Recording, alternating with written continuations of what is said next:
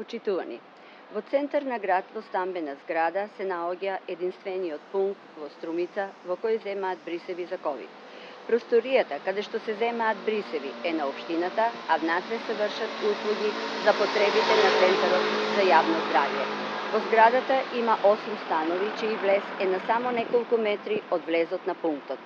Станарите од зградата и околните куќи, како и таксистите, кои се лоцирани тука, реагираат бидејќи надвор секојдневно чекаат луѓе за брисеви кои се потенцијални носители на вирусот.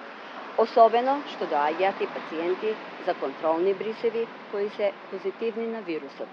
Иако влезот на пунктот каде што се земаат брисевите е од надвор, станарите на зградата со број 39 на улица Димитар Влахов се загрижени бидејќи, како што велат, луѓето доаѓаат во контакт со пациентите кога поминуваат од тука. Некогаш го грешат влезот, а често седат и на скалите на самиот влез. Ништо не се менува во СДСМ. Продолжуваат со негрижа за граѓаните, единствено што ги интересира се како да останат на власт и да продолжат со расипничкото однесување. Толку ли е способен министерот Филипче, што не може да најде соодветна локација во цела Струмица, која нема да ги изложува на ризици граѓаните, туку мора единствениот пункт за земање брисеви за ковид да е во стамбена зграда. И Заев, кој беше долги години градоначелник на овој град, не може да најде соодветни простории за оваа намена. Ова е недозволиво, срамно и неодговорно. ВМРО ДПМН застанува за безбедноста на граѓаните кои живеат во оваа околина и кои се изложени на ризици заради неспособноста на власта.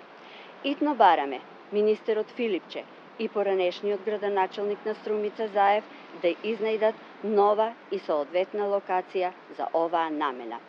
ВМРО ДПМН останува докрај да биде партнер на граѓаните и нивна поддршка во надминување на проблемите кои им ги создава владењето на СДСМ. Ние ќе доаѓаме и следните денови тука до целосно решавање на проблемот, ќе доаѓаме да ги подсетуваме надлежните дека овој проблем што го имаат граѓаните мора да се реши. Но ќе отидеме и на секаде, ќе стапиме во контакт со секого, се со цел да ги осознаеме кои се проблемите кои им се наметнуваат на граѓаните од владењето на Социјалдемократскиот сојуз.